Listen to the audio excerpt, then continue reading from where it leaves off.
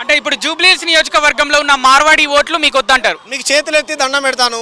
మార్వాడి, గుజరాత్, రాజస్థాన్ ఓట్లు నాకు వేయకండి. తమిళ వాళ్ళు వేయండి, తెలుగు ఆంధ్రప్రదేశ్ వాళ్ళు వేయండి, కర్ణాటక వాళ్ళు వేయండి, తెలంగాణ వాళ్ళు వేయండి, కేరళ వాళ్ళు వేయండి, ఓకేనా. సౌత్ ఇండియాలో ఉన్నటువంటి ప్రజలు మాత్రమే వేయండి.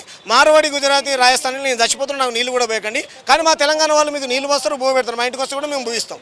వాళ్ళ ఓట్లు నాకు వద్దు బ్రదర్. ఎందుకు వద్దు? వాళ్ళు మీకు ఏం ద్రోహం చేసిరు? మంచి క్వశ్చన్.